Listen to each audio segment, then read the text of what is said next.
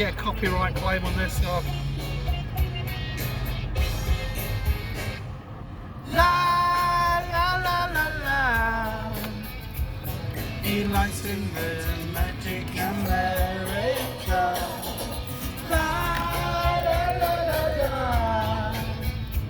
Name that tune. Welcome back to the moving media centre. Just want to give you my thoughts. Some original, some not so original, but on recent events. London N5 1BU, the Arsenal. So January transfer window. You got to be. I'm happy with that. I'm happy with what we actually did now that it's all over. I've spoken about Kiwior and Trossard in the last video. Trossard went on to impress me. That's the most important thing. Impress me at Man City in the FA Cup. I think he looked lively, up for it, and able to cause them Man City problems, which bodes very well for us. Good signing. More recently, Jorginho has joined the ranks. This is where my unoriginal thinking comes in, which basically is good signing. You know, we're obviously linked with Moises Caicedo from Brighton for an exorbitant amount, totalling around £70 million. That would have been great if we could have got that over the line, because he's a kind of long-term prospect, you know, 21, 22 years old, Premier League experience and doing very well at Brighton. So he would have been great to get over the line for the longer term project.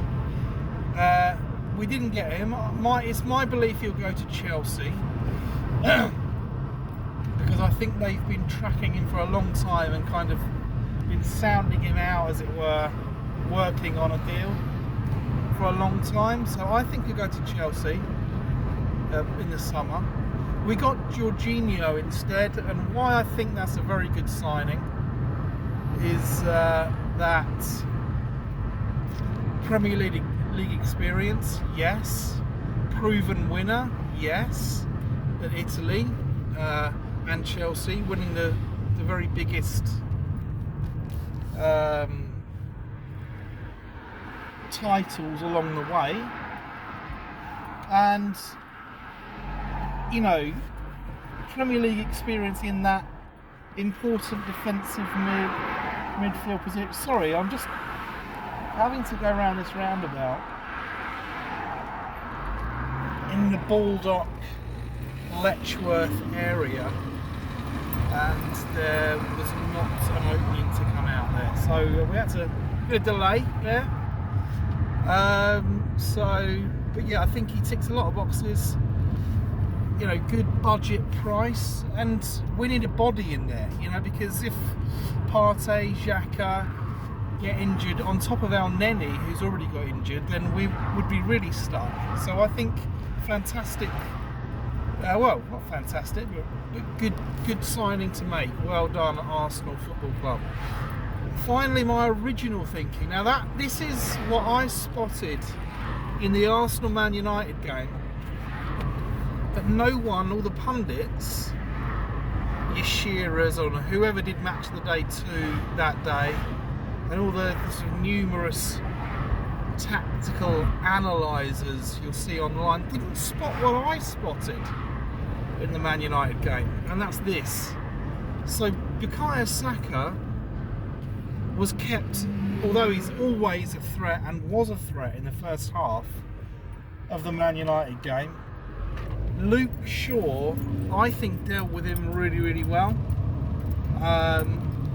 and thwarted Saka in the first half. So I think a change was made. Now Ben White came off anyway, I think he got booked, whether it was a tactical change to preserve Ben White from getting a red card. But Tomiyasu was brought on, okay, and Tomiyasu actually hugged the flank, as it were, hugged the right flank and played very, very much out wide on the flank when we were in possession of the ball. That occupied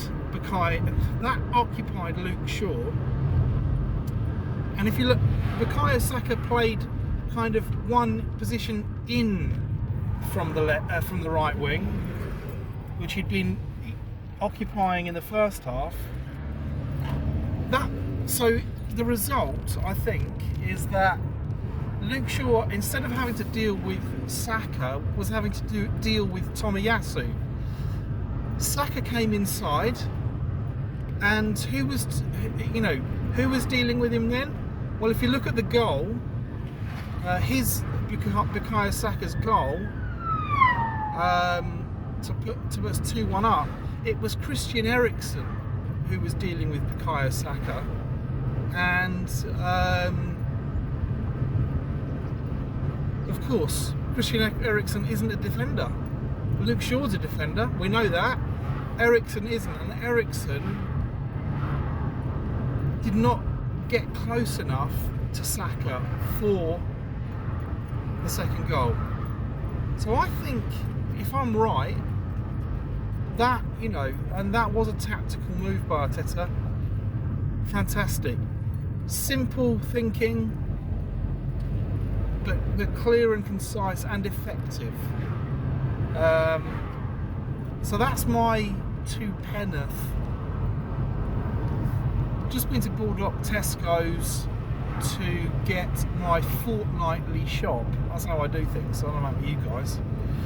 Maybe that's another. We could do a Q&A on that at some point. But yeah, it works best for me if I go once a fortnight, fill the fridge up and the freezer, and then crack on back there 2 weeks later to replenish. That's a great tactical move that I've deployed. So I might enable comments soon so you can get involved, get interactive with the channel.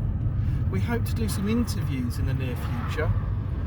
There's a fella called Duncan. Yeah, all the big names. My mate, he's a Man United supporter, and looking to get him on the channel for an interview. I know he does a lot of driving around Scotland and the north of England, all over England actually. This bloody cyclist is going so slow I can't even overtake him. These are the challenges. But yeah, stay tuned for the new content, which will be an interview at some point with Duncan. See you soon.